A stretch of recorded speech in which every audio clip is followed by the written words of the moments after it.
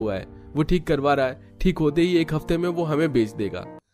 अर्पित की बात सुनकर पूजा बहुत खुश होती है और अगले दिन एक बार फिर दिशा मैगी बनाती है और अपनी सास के साथ मैगी लेकर सीढ़ियां उतरकर नीचे पूजा के घर आती है।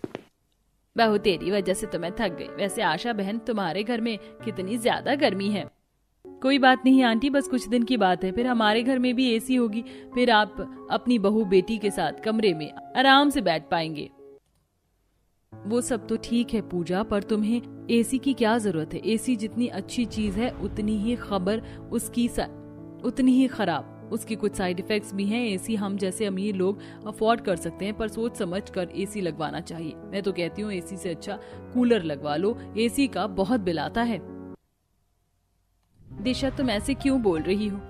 तुम नहीं चाहती कि तुम्हारी गरीब दोस्त के घर में भी एसी लगे?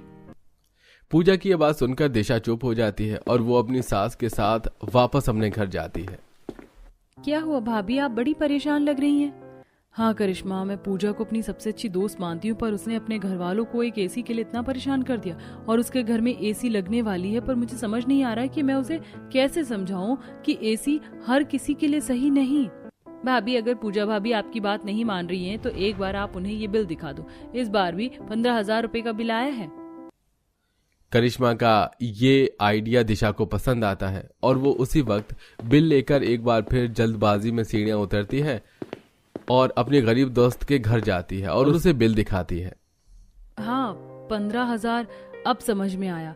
मैं तुम्हें क्यों मना रही थी। सोचो, अगर तुम्हारे घर में एसी लग गई तो तुम बिजली का बिल कैसे भरोगी? आज तुम पंखे की हवा ले पा रही हो, पर बिल नहीं भरा तो तुम्हें पंखे की हवा भी नहीं मिलेगी। इंसान को उतना ही पैर फैलाना चाहिए जितनी बड़ी उसकी चादर हो। ये मत सोचना कि मैं तुमसे जल रही हूँ, पर मैं तुम्हारी दोस्त हूँ, इसीलिए तुम्हारा भला चाहती हूँ। सही कह रही हो तुम। 15,000 में तो मैं पूरा महीना निकाल देती हूँ। एसी से अच्छा मैं कूलर ना लगा लूं, गर्मी से भी बच जाऊंगी और बिल से भी। बिजली का बिल देखकर पूजा के होश ठिकाने आ जाते हैं और वो खुद ही एसी लगवाने से मना कर देती है, जिसके बाद गरीब ससुराल वाले सुकून की सांस लेते हैं और अर्पित घर में एक कूलर लाता है जो घर के साथ साथ रसोई को भी ठंडा रखता है।